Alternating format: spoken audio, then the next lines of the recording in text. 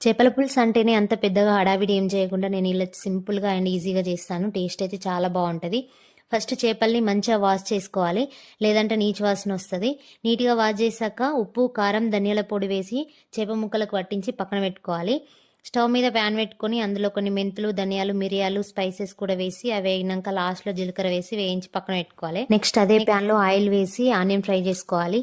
Onion fry అయినాక మంచిగా జల్లారినాక mixie jar తీసుకుని అందులో అల్లం ముక్కలు, కొన్ని వెల్లుల్లి కూడా వేసి ఫైన్ పేస్ట్ లాగా వేసి పక్కన పెట్టుకోవాలి. నెక్స్ట్ ధనియాలను కూడా పౌడర్ లాగా వేసుకోవాలి. అదే ప్యాన్లో కొంచెం ఆయిల్ వేసి ఆయిల్ హీట్ అయినాక ఆవాలు, జీలకర్ర, పచ్చిమిర్చి, కరివేపాకు వేసి ఫ్రై చేయాలి. నెక్స్ట్ ఆనియన్ పేస్ట్ ఉంటుంది కదా, అది కూడా వేసి ఫ్రై చేసుకోవాలి.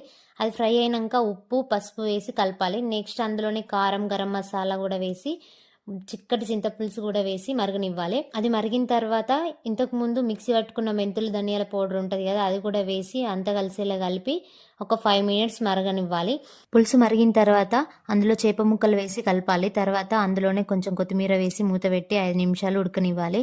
ఇలా ఉడికేటప్పుడు మధ్య మధ్యలో కడాయిని తిప్పుతూ కలపాలి. స్పూన్ పెట్టి కలిపితే మొత్తం చేప ముక్కలు అనేది విరిగిపోతాయి.